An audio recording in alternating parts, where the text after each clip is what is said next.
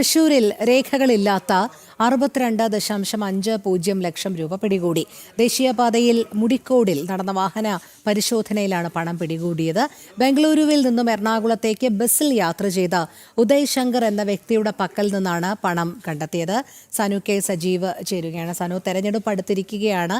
കള്ളപ്പണമടക്കമുള്ള സംസ്ഥാന അതിർത്തി കടന്നെത്തുന്നുണ്ടോ എന്നുള്ള വലിയ പരിശോധന നടക്കുന്നുണ്ട്. അതിനിടയിലാണ് ഉദയ് ശങ്കർ എന്ന വ്യക്തിയുടെ പക്കൽ നിന്ന് 62 ലക്ഷത്തിലധികം രൂപ കണ്ടെത്തിയിരിക്കുന്നത്. ഇതിന്റെ ഉറവിടം എന്താണ് എന്നുള്ളത് ഈ വ്യക്തിക്ക് പോലീസിനോട് പറയാൻ കഴിഞ്ഞിട്ടുണ്ടോ? എന്താണ് മറ്റു വിവരങ്ങൾ?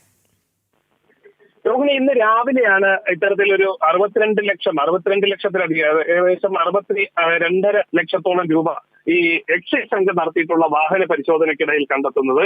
കർണാടകയിൽ നിന്നും എറണാകുളത്തേക്ക് പോയിരുന്ന ബസ്സിൽ നിന്നാണ് ഈ പണം കണ്ടെത്തിയിട്ടുള്ളത്.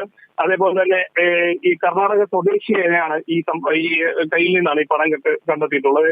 ഉദയ് ശങ്കർ കെ എന്ന പേരുള്ള 35 വയസ്സ് പ്രായമുള്ള ആളിൽ നിന്നാണ് യാത്രക്കിടയിൽ ബാഗിൽ സൂക്ഷിച്ചിരുന്ന 500ന്റെ കെട്ടുകളായിട്ടുള്ള പണമാണ് കണ്ടെത്തിയിട്ടുള്ളത്.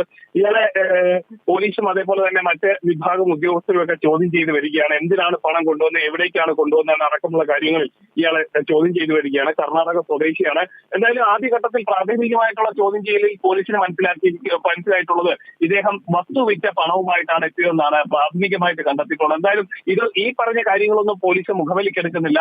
മറ്റേതെങ്കിലും തരത്തിലുള്ള കാര്യങ്ങളിലേക്ക് തെരഞ്ഞെടുപ്പാണ്, അതേപോലെ തന്നെ പല സ്ഥലങ്ങളിൽ നിന്ന് പണം ഒഴുകാനുള്ള സാധ്യതയുണ്ട്, കള്ളപ്പണം അടക്കം വലിയ രീതിയിൽ എത്താനുള്ള സാധ്യതയുണ്ട്. ഇതെല്ലാം കണക്കിലെടുത്തുകൊണ്ട് ഇയാളെ വിശദമായിട്ട് ചോദ്യം ചെയ്യുകയാണ്. അതേപോലെ തന്നെ ഇയാളുടെ ഫോണുകൾ അടക്കം കേന്ദ്രീകരിച്ചുകൊണ്ടുള്ള പരിശോധനയും കേരളത്തിലെ എവിടേക്കാണ് വന്നത്, ആർക്കാണ് ഈ പണം കൈമാറേണ്ടത് എന്നടക്കമുള്ള കാര്യങ്ങൾ ഇയാളിൽ നിന്ന് ചോദിച്ചറിയാനായിട്ടുള്ള ശ്രമത്തിലാണ് പോലീസ്.